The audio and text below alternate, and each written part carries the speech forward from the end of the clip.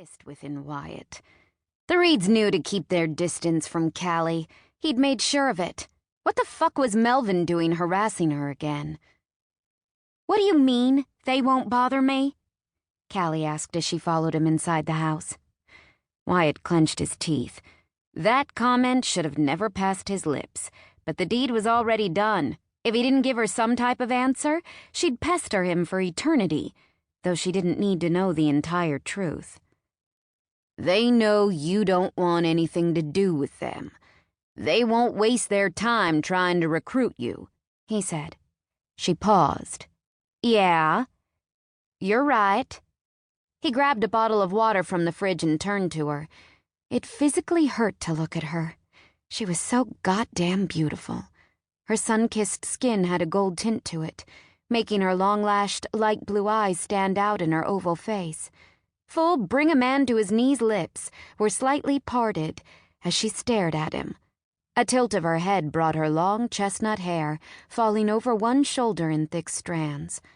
One lock fell against her cheek, the end brushing against the corner of her mouth. The white V-neck sweater she wore was thin and molded to her breasts, while dark denim encased the lower half of her body. She barely reached his chest, but he'd learned long ago that what Callie lacked in height, she made up for in determination, spirit, and skill. As he drank, he looked his fill.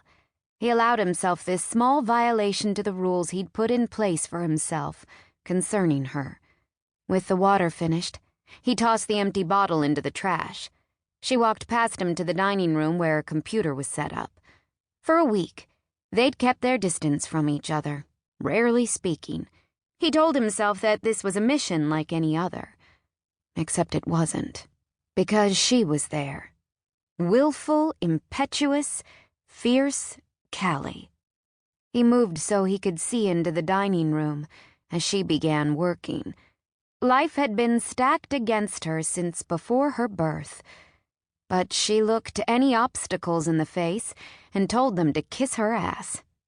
Despite her family's illegal empire of fraud, identity theft, extortion, and larceny, as well as their predisposition for being alcoholics, Callie had gone her own way. He'd told his father it was foolish to hire her, because Wyatt hadn't thought she would last longer than a week. A year later, and Callie had not only come every day, but she'd worked longer and harder than most men. Over those months, Wyatt watched as his father taught her to ride and shoot. No longer did she cower. She walked with a self-confidence she'd lacked before. As much as she flourished on the ranch, however, not all was good in her life.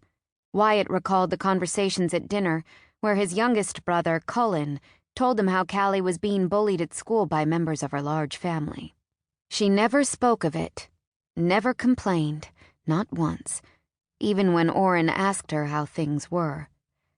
Wyatt wasn't the only one who began to think of Callie as more than just a ranch hand. Maybe it was because of the interest his father had taken in her. Wyatt didn't know or care.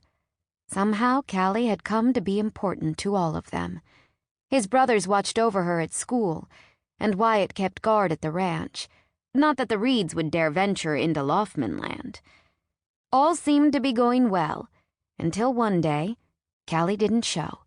She was never late, so her absence alarmed everyone. Wyatt had immediately known something was wrong. He'd saddled a horse and went looking for her. An hour later, he found her beaten and unconscious at the edge of the property. There were marks on the ground where he could see she'd pulled herself toward the ranch. Seeing her lying so still had brought back memories of finding his mother after she'd been murdered. And something snapped inside him.